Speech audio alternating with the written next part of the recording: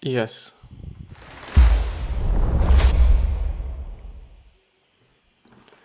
Woo! So hello and welcome back to the next episode of the Self-Development with Tactics podcast. And I hope everything is right at your place. I hope that everything is okay. I hope you're feeling good. Hope you're feeling as good as I'm feeling. Whoa, my headphones. But yeah, as you might not can actually see in the background, we are going ahead with Give and Take by somebody. I unfortunately do not remember the author. Really unfortunate, but yeah, I think we'll just see his name a little bit more often in the next few years. No, but it's still quite a long one. I do just have to say and admit. So I guess it will take several episodes. I think that's not too bad. I think that's not too good either. I do just feel like okay, going through the same shit, but I do have to say that the other summary, so the 12 Rules of Life by Jordan B. Peterson, comes to an end right now, and I do just have to say, okay, there was so much value in this book, and there will just still be for the next 3 episodes or whatever it will be that I'm actually going through this book. There will be a lot of value, and there is a lot of value, and whatsoever. But yeah, but I think it's the same case with this book. It will be long and it will be just sometimes a little bit too much to read, and it might maybe just sometimes not be something that nice to watch to, but there will be a lot of value in it. And at least from the book, I will just still add some things that I'm just thinking about at the moment and whatsoever, which is always the thing that I'm doing. But yeah, some books give me a better just boost for my thoughts and what I'm experiencing, and just to think about these things that just give me some kind of an anchor, so that I'm quite confused, and then just think about certain things that I have seen and I know, and whatsoever, which is also great, with great book summaries, and they are so detailed ones are just somehow better, I would say. But yeah.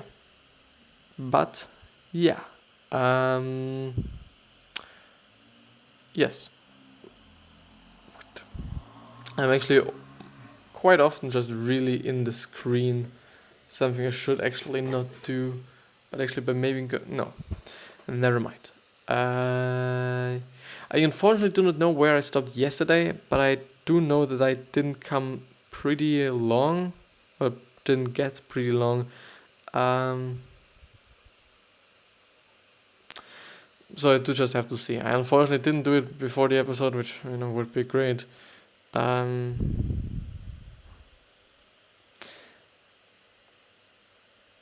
I will just go ahead with givers focus on the success of the group, which is just something that I went through already, but I do just think, first of all, it is important and it is interesting, and I guess the second point beneath it is something I haven't gone through. So givers focus on the success of the group rather than the self, or themselves actually. This inspires trust in their motives and creates a safe space where ideas are shared without fear of exploiting or exploitation, where a taker would claim credit, or retaliation, where a taker may reflectively shoot it down. Takers create the opposite reaction. The givers also earn idiosyncrasy credits, where their controversial ideas may be given more hearing time, since listeners know the givers have the group's interest at heart. Giving is contagious. Giving seems to create a safe space in a group where people are comfortable adopting giving behaviors, knowing that takers won't exploit them. Since most people are matchers, they reciprocate to the network. In contrast, a bad taker apple can spoil the batch. Takers can spur zero-sum behaviors that drag the whole group down, and people are very with an W, wary of sharing ideas out of fear of exploitation. Promote a giving culture by publicly rewarding and or giving behaviors. So it would be just a nice idea to being like, okay, if you're having a company, I'm quite always thinking about it as in terms of companies and like these things when I'm just reading something like this. I don't know, but maybe because it's one of the biggest groups you can think of. A company as such just consists of a lot of groups, but I do really think that especially if someone in a leading position, or someone who is just quite leading someone or another group or a department or whatever it will be, if this person is kind of a taker and is also, I don't know, I always just think about takers like people that are generally not like nice and whatsoever, which might be true, might not be true, but I'm quite thinking about them like this in this way. So I kind of feel like having a bad boss and having someone that leads you in a company, like a department, as I said, somebody there in such a position that is just not nice. I do not want to say that they should be so over nice, but just being nice and kind and not being an asshole, like and I do kind of feel like, okay, takers seem for me to be assholes, even though I don't know, maybe it's just because of the summary, maybe it's just thinking about it, I don't fucking know. But I really believe that one singular people or one singular person that's actually somehow bad or has a bad attitude towards something could fuck the whole company. It could really do.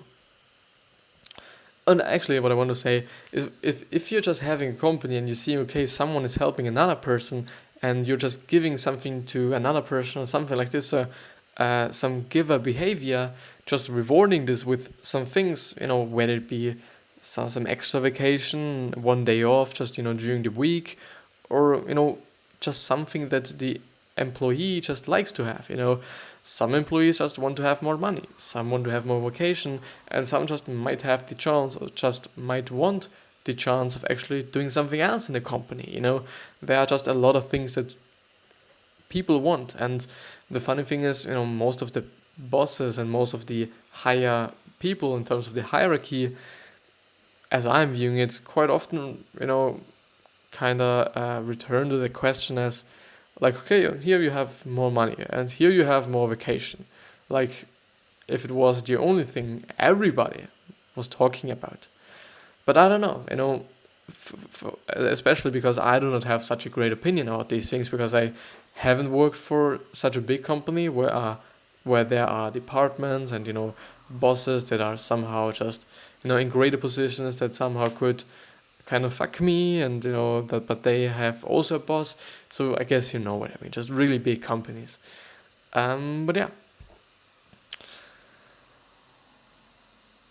But I haven't read it completely. So creating a reciprocity ring, setting low bars for giving, making giving a behavior public and expected. Takers will have to cooperate or appear unhelpful, which threatens their well-being later.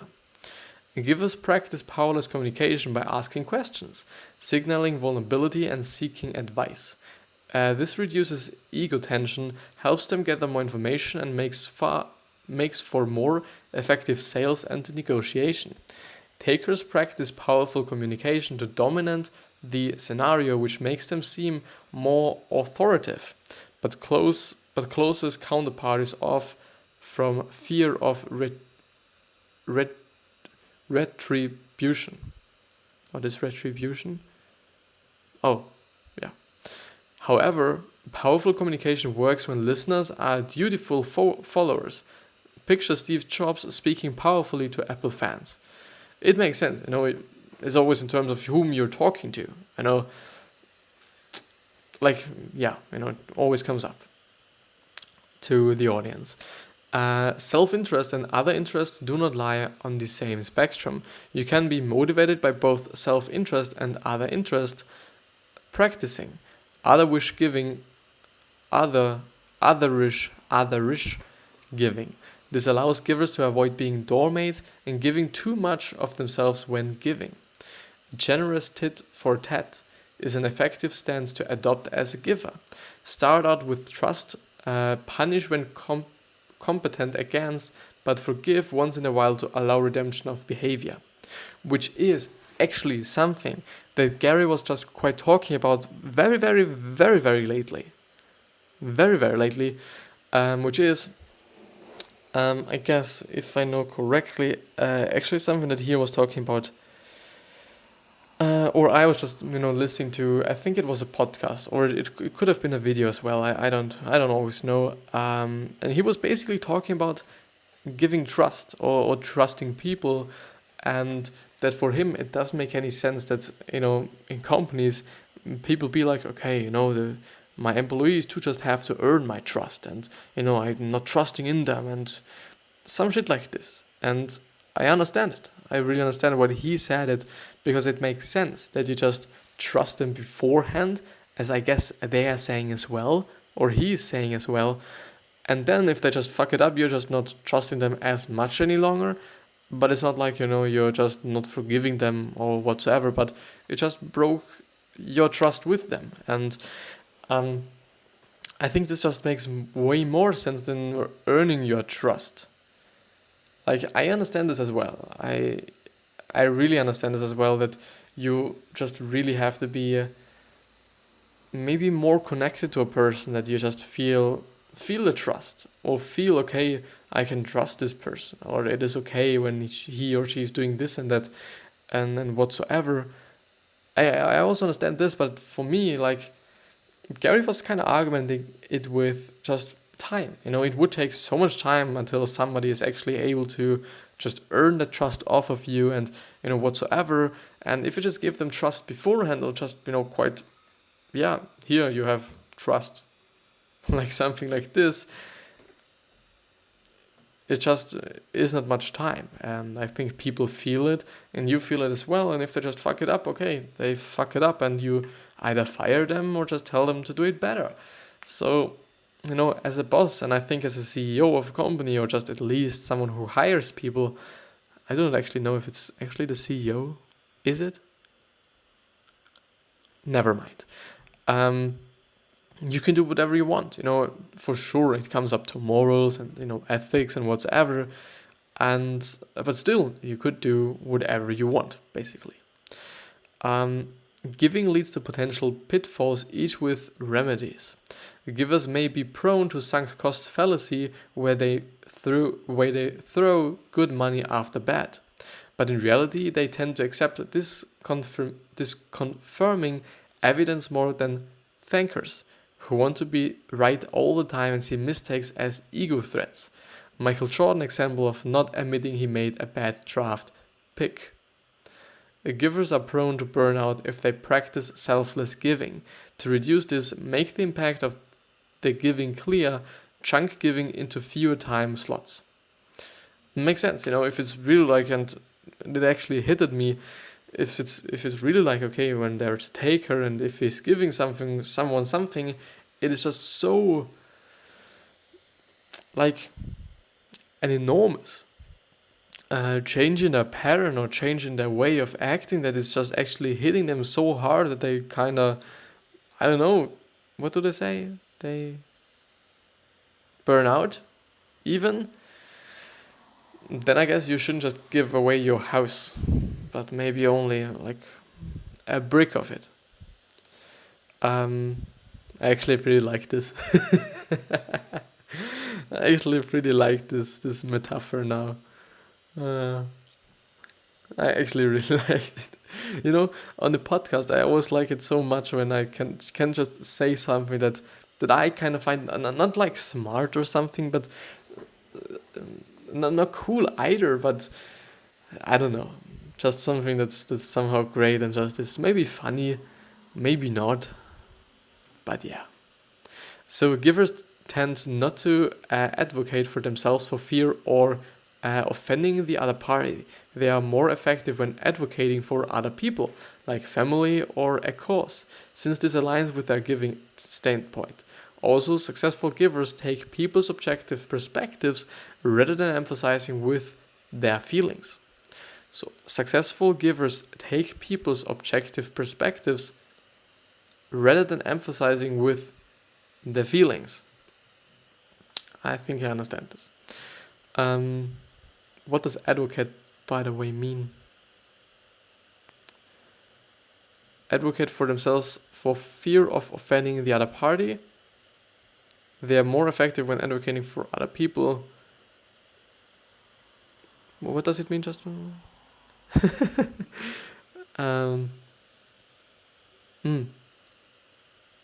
Yeah. It is, by the way, I'm always quite tough if I'm just, going through these things quite rapidly. So through this one, I'm just going through relatively fast, I'd say. And it's always somehow dangerous for me because I for sure want to get something out of it as well. It's not like I'm just going through it like, the fastest way I can so that the people actually get the most information as fast as possible so that I'm happy. To some degree it is this way because I do not want to waste your time, or especially not your time, and I also don't want to waste my time, which, the thing is, if I'm wasting my time, the chances are pretty low because I'm still doing the episode, I'm still, being happy that I do just have something to upload and something that is somehow great, but I do not like the feeling of actually, being able to actually give the people more than I did in the episode. But yeah. So takers are punished societally through spreading of a bad reputation or active punishment, withholding of information, exclusion. The internet makes their reputation hard to reverse. Some takers try to discuss as givers, but they can sometimes be identified by poor behavior to subordinates and egotistical speech. Demeanor and agreeableness is not a reliable signal of giving behavior. What is demeanor or demeanor? Oh, agreeableness is not a reliable signal of giving behavior. There are disagreeable givers and agreeable takers. The takers tend to take credit because they suffer responsibility bias and cannot cross the perspective gap to their teammates. They see only their pain and contributions and not those of others. It just really seems egotistical. If it is like, the thing that I... if it is actually meaning like I think it is meaning. Or meaning like...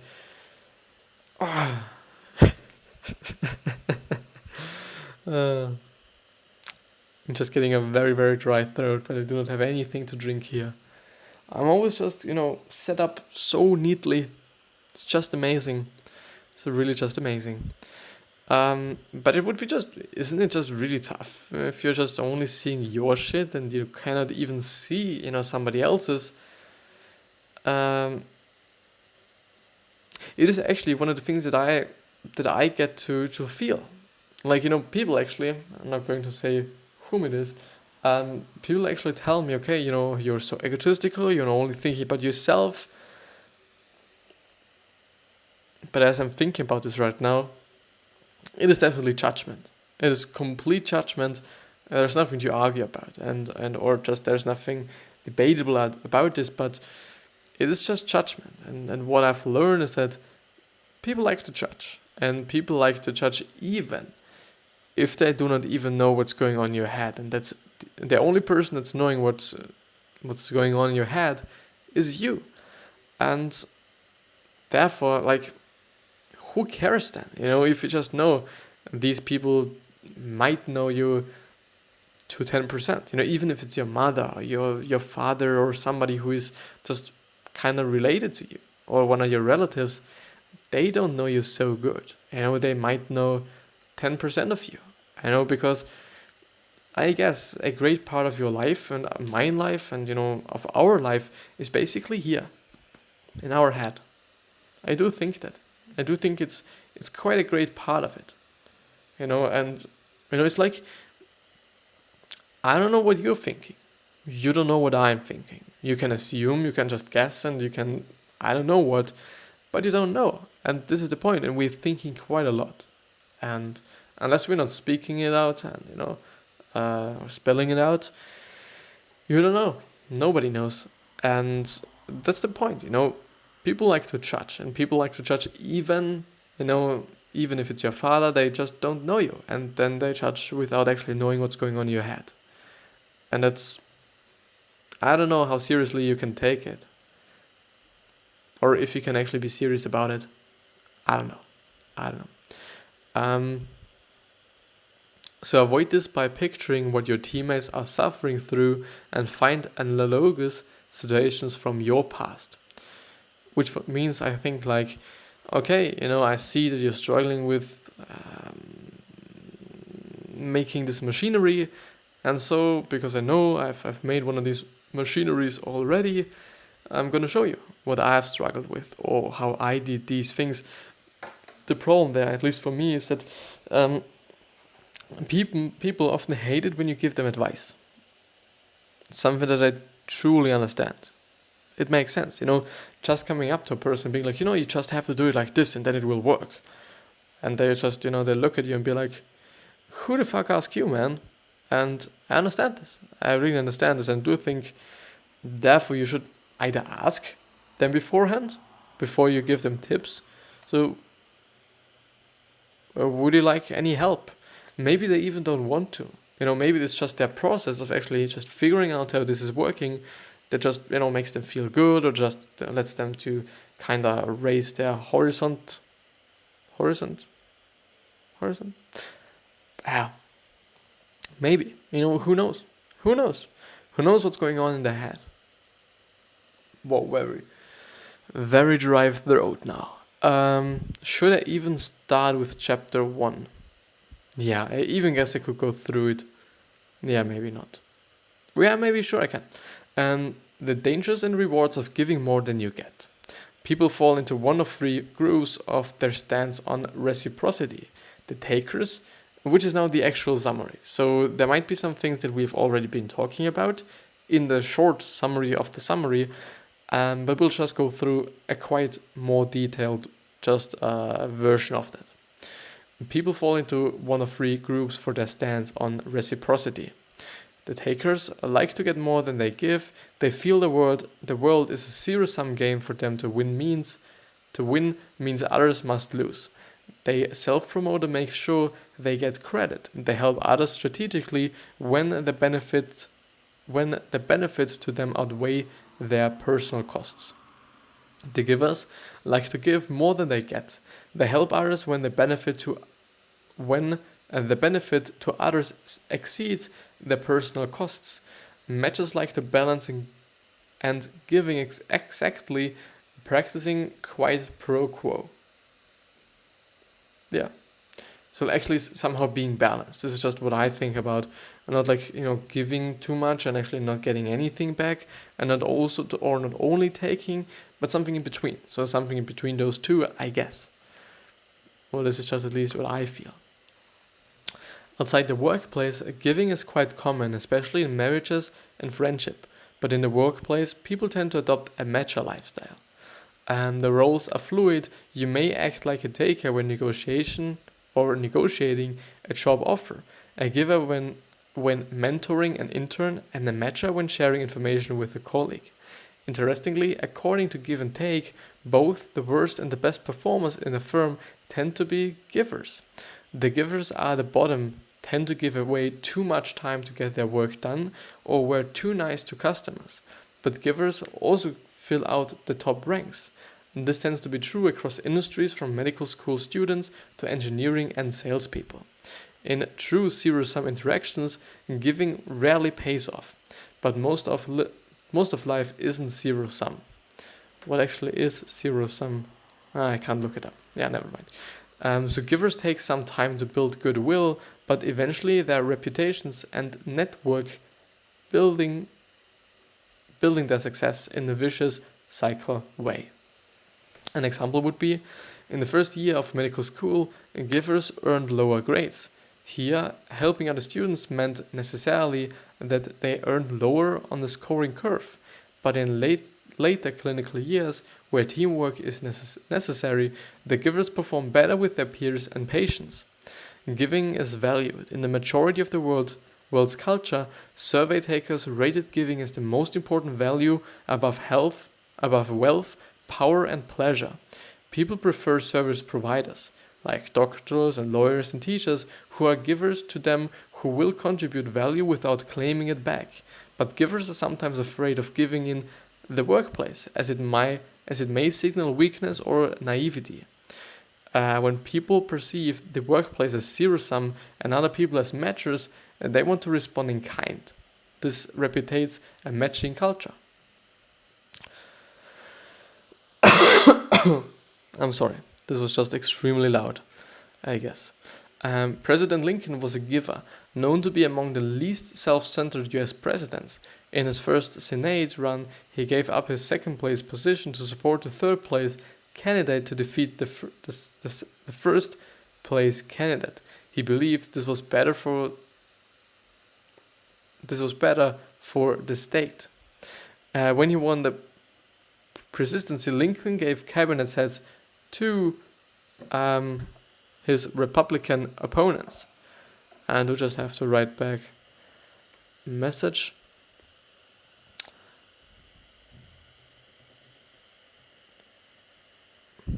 But I still am able to read along.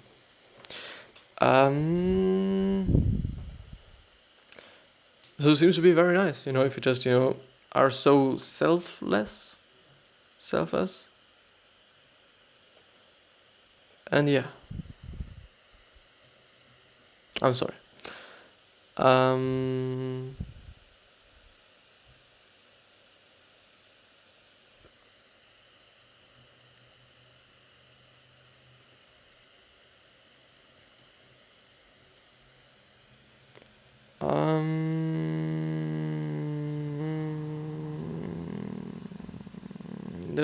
Where did I start? Where a matcher might have reciprocated allies support by appointed yes man to build his power. Lincoln believed he had no right to deprive the country of the service of the best man.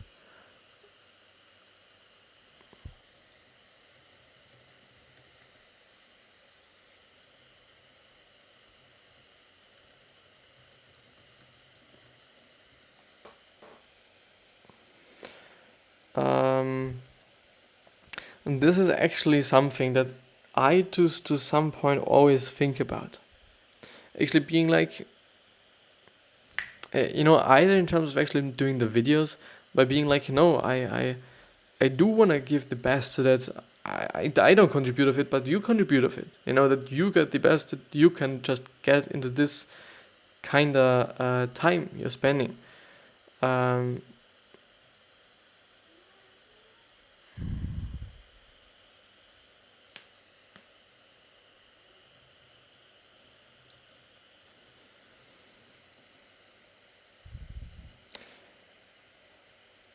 But yeah, and I just somehow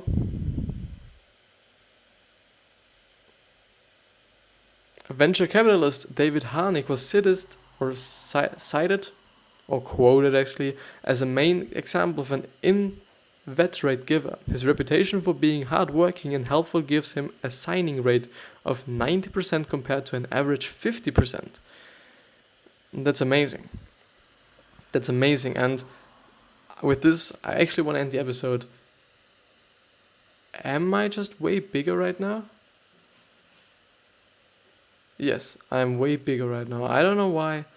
I know I'm small again. I wish you the best health, wealth, happiness, and success. And still please remember on how you're going to be remembered. Like your legacy. And with this being said, I wish you the best. And I see you. And give me a high five.